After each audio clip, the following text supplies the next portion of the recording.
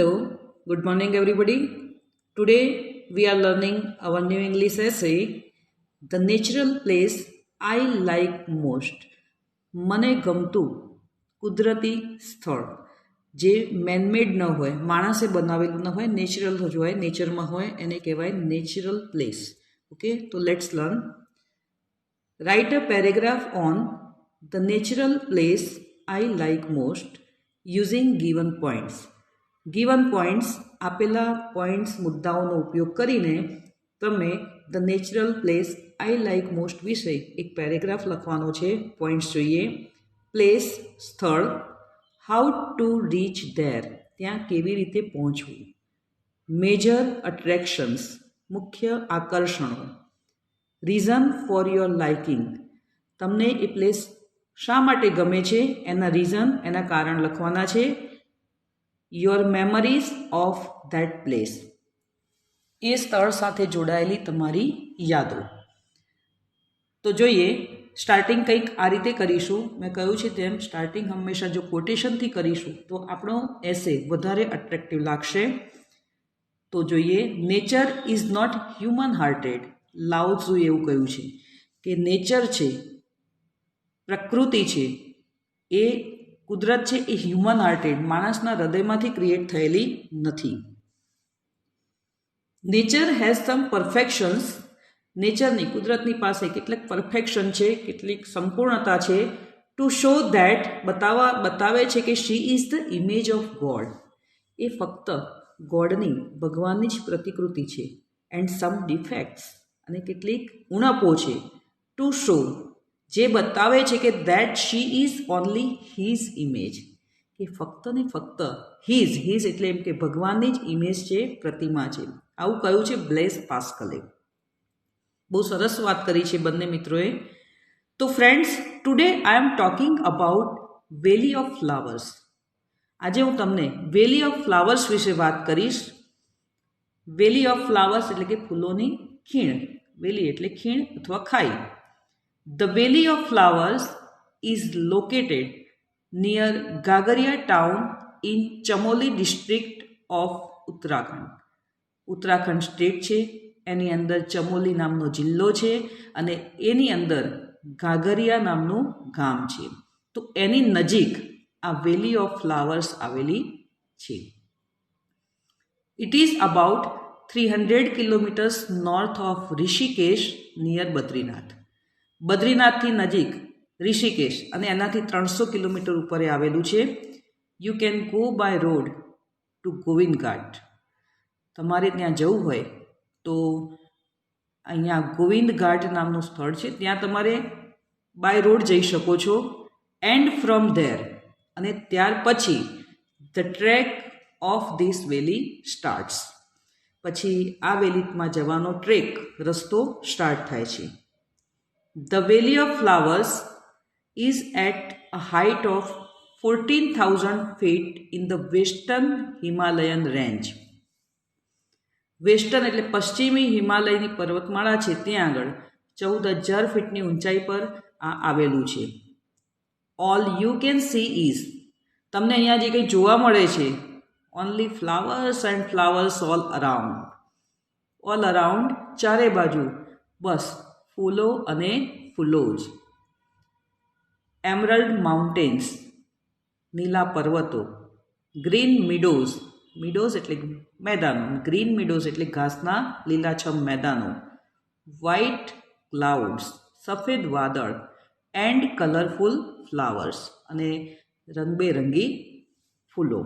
મિત્રો વિચારો, નીલા પર્વત હોય, લીલાછમ ઘાસના મેદાનો હોય, સફેદ વાદળ હોય અને એમાં રંગબેરંગી ફૂલો આપણને જોવા મળે તો દ્રશ્ય ખાલી મનમાં વિચારીએ તો પણ કેવી મસ્ત આમ મજા આવી જાય એવું છે. ઇટ ઇઝ સો બ્યુટિફુલ, ખૂબ સુંદર, સો અમેઝિંગ, નવાઈ લાગે તેવું ને સો મેજિકલ, ચમત્કારી. Can you see anywhere vast variety of same flowers. Vast variety એટલે કે વિશાળ વિવિધતા ઓફ સેમ ફ્લાવર્સ, એક જ પ્રકારના ફૂલોની વિવિધતા તમને ક્યાંય જોઈ છે? Let's learn. ચાલો આપણે જોઈએ. The Valley of Flowers has a variety of flowers and plants. આ ફૂલોની ખીણમાં variety of flowers and plants, ફૂલોની પણ એટલી વિવિધતા અને જુદા જુદા છોડની પણ એટલી જ વિવિધતા તમને અહીંયા જોવા મળે છે. There R 600 spaces of sunflower. Sunflower એટલે સૂરજમુખી અને સ્પેસીસ એટલે જાતો. એકલા સૂરજમુખીની જ 600 જાત આપણને અહીંયા જોવા મળે છે. અધર બ્યુટીફુલ ફ્લાવર્સ આર, કે બીજા જે સુંદર ફૂલો છે એમાં વજ્રદંતી, અજવાયન, બ્લુ પોપીસ, કાનફુલિયા, સલામ પંજા, બમસા, બલસમ, બારીતી, હલ્દી ફૂલ વગેરે. બીજા બધા જે સુંદર ફૂલો જોવા મળે છે એમાં આ બધાના નામ છે. The botanist have discovered 58 new plants. Botanist એટલે વનસ્પતિ શાસ્ત્રના નિષ્ણાત, જે વનસ્પતિઓનો અભ્યાસ કરતા હોય તે.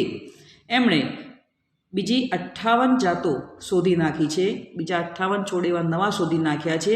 મેની ઓફ વિચ, એમાંના ઘણા, આર રેર, જે ભાગ્યે જ જોવા મળે છે, એન્ડ એન્ડેન્જર્ડ, અને લગભગ ભયગ્રસ્ત, એટલે કે હવે એમની જાતિ ક્યાંય ખાસ જોવા મળતી નથી.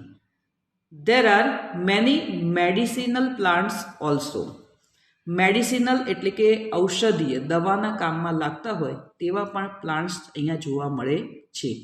બ્રહ્મકમલ is the most famous flower for medical use. અને બ્રહ્મકમલ નામનું ફૂલ છે એ ખૂબ જાણીતું છે મેડિકલ યુઝ માટે. એનો દવા તરીકે ખૂબ ઉપયોગ થાય છે. And as a religious offering to the goddess Nanda Devi and Sunanda Devi. અને ધાર્મિક રીતે જોઈએ એનું મહત્ત્વ તો નંદા દેવી અને સુનંદા દેવીને ફૂલ અર્પણ કરવા માટે પણ એનો ઉપયોગ થાય છે. The park is also rich in fauna. Fauna એટલે પ્રાણીઓ. તો આ પાર્કમાં પ્રાણીઓ પણ એટલા જ જોવા મળે છે. ધેર આર 13 સ્પેસીસ, 13 જાત ઓફ એન્ડેન્જર્ડ મેમલ્સ. મેમલ્સ એટલે સસ્તન પ્રાણીઓ, દુધાળા પ્રાણીઓની 13 જાતો અહીંયા છે. યુ કેન સી, જેમાં સ્નો લેપર્ડ્સ, ચિત્તા, ગ્રે લંગુર્સ, હિમાલયન બ્લેક બિયર્સ, રીંછ, રેડ ફોક્સ, શિયાળ, હિમાલયન વેસલ્સ, નોળિયો, મસ્ક ડિયર, હરણ, ગોરલ્સ, થાર, ભરલ્સ અથવા તો બ્લુ શીપ, ગેટુ, ફ્લાઇંગ સ્ક્વિરલ્સ, ઉડતી ખિસકોલી વગેરે.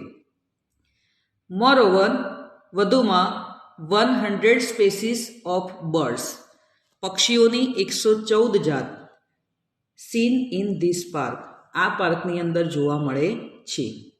ધ મેઇન અટ્રેક્શન્સ આર, મુખ્ય આકર્ષણો છે હિમાલયન વલ્ચર્સ, ગીધ, યલો એન્ડ રેડ બિલ્ડ ચફ્સ, પીળી અને લાલ બિલ ચાંચવાળા કાગડા, કોકલાસ, ફેસન્ટ્સ, તેતર, monal pheasants, yellow nape, woodpeckers એટલે લક્કડખોદ, પીળી ગરદનવાળા લક્કડખોદ, blue throat barbets and snow pigeons, કબૂતર. આ બધા જ પક્ષીઓ અહીંયા જોવા મળે છે. There are several varieties of reptiles, જે પેટે ઘસડીને ચાલતા હોય એવા રેપ્ટાઇલ્સ પણ અહીંયા જોવા મળે છે. બટરફ્લાઇઝ, પતંગિયા એન્ડ અધર ઇન્સેક્ટ્સ ટુ, અને બીજા જીવજંતુ પણ જોવા મળે છે. The valley remains covered. આ વેલી, આ ખીણ કવર્ડ રહે છે with thick blanket of snow. બરફના જાણે આમ બ્લેન્કેટ, એક ચાદર ઓઢી હોય એવી રહે છે ડ્યુરિંગ વિન્ટર. શિયાળા દરમિયાન બરફ આચ્છાદિત થઈ જાય છે. It is in full bloom, અને જ્યારે બરફ નથી હોતો ત્યારે એ સમય છે July, August and September. July, August અને સપ્ટેમ્બરની અંદર તમને આ બધી વેરાયટી જોવા મળે છે, કારણ કે ત્યાં આગળ એ વખતે બરફ હોતો નથી. એટલે this is the best time to visit the વેલી. આ વેલીની જો વિઝિટ લેવી હોય તો આપણે કયો સમય પસંદ કરીશું? July, August and September. Dew drops on flowers. Dew drops એટલે ઝાકળ, ફૂલો પરના ઝાકળ બિંદુઓ. The rhythmic sound of water. પાણીનો રિધમિક લયબદ્ધ અવાજ. બિલકુલ શાંતિ હોય અને ત્યાં પાણી ખળખળ વહેતું હોય તો કેવો સરસ મજાનો અવાજ લાગે, એને કહેવાય rhythmic sound of water. Rich flora and fauna. Variety ફૂલો અને પ્રાણી સૃષ્ટિ. And cool breeze. ઠંડા પવનની લહેરખીઓ. Are waiting for you all. તમારી રાહ જોઈ રહી છે. So start your journey to valley of flowers. તો મિત્રો, તમે તમારી વેલી ઓફ ફ્લાવર્સની જર્ની શરૂ કરી દો. ફ્રેન્ડ્સ, મિત્રો, you might have a question. તમને એક પ્રશ્ન કદાચ થતો હશે કે હુ ડિસ્કવર્ડ વેલી ઓફ ફ્લાવર્સ. આ વેલી ઓફ ફ્લાવર્સની માહિતી કેવી રીતે આપણને મળી અથવા તો કેવી રીતે ધ્યાનમાં આવી? કારણ કે એ તો હિમાલયમાં છે, એટલે આવો પ્રશ્ન તો લગભગ બધાને થાય જ. તો એની હિસ્ટ્રી કંઈક આવી છે કે in 1931 3 British mountaineers forgot their return way. ઉપર ગયા પછી એ પાછા ફરવાનો રસ્તો એમનો ભૂલી ગયા એન્ડ રીચ ધીસ પ્લેસ. અને આ સ્થળ પર આવી ગયા. Astonished by beauty of variety and colourful flowers. અહીં આવીને એમણે જોયું કે અહીંયા તો કલરફુલ